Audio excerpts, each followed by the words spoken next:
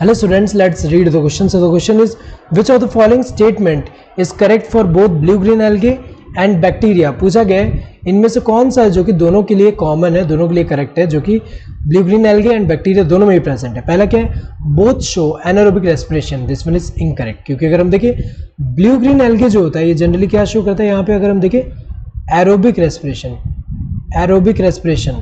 So oxygen के presence में ये क्या कर रहा है, रेस्पिरेशन कर रहा है. बैक्टीरिया में अगर हम देखें इसमें तो डाइवर्सिटी होता है कि कुछ स्पीशीज जो होता है बैक्टीरिया, अगर हम देखें इसके अलावा जितने बैक्टीरिया उनमें अगर हम देखें एरोबिक भी हो सकता है ऑक्सीजन के प्रेजेंस में रेस्पिरेशन, एंड एनारोबिक भी हो सकता है.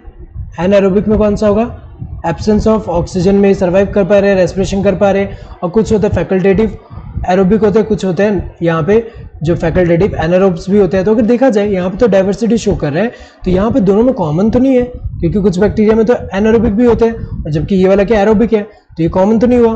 Both have chlorophyll pigment. This one is incorrect, क्योंकि क्लोरोफिल पिगमेंट की अगर हम बात करें ब्लू ग्रीन एल्गे में क्लोरोफिल पिगमेंट है, इसी वजह से फोटोसिंथेसिस कर पा रहा है. इसके अलावा जो नॉन फोटोसिंथेटिक बैक्टीरिया की अगर हम बात करें उन सब में तो ये वाला पिगमेंट्स नहीं है. तो अगर देखा जाए एक तरह से क्या है, ये इनकरेक्ट है, दोनों में कॉमन तो नहीं हुआ.